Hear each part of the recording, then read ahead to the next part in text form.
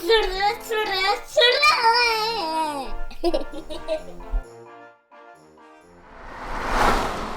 Domaće životinje. Šta jedu i gde žive? Zdravo mali drugari, hajde da pričamo o jednoj životinji koja se zove guska. Hajmo zajedno.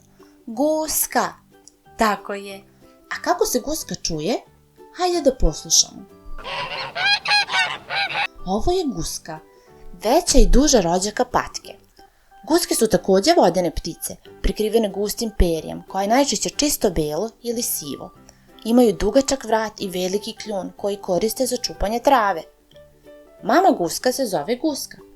Tata se zove gusan, a mala beba se zove gušče. Guske nam daju jaja i veoma su korisne jer upozoravaju farmere na opasnost.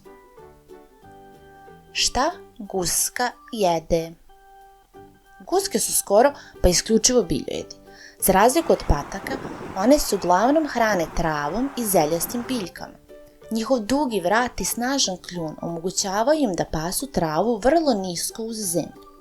Farmeri ih hrane i zrnevljem kao što su kukuruz i pšenica. Vole da piju puno vode, ali hranu najčešće traže na kopnu.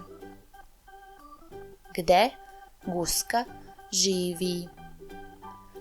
Guske žive na farmama, u prirodi, blizu bara ili jezera.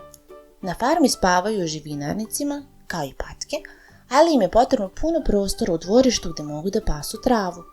Veoma su društvene i kreću se zajedno u velikim grupama, uvek blizu vode, gde se osjećaju sigurno. Čini mi se da smo svašta nešto novo naučili. Bravo za nas! A šta mislite, sa kojom ćemo se životinjom upoznati u sledećem videu?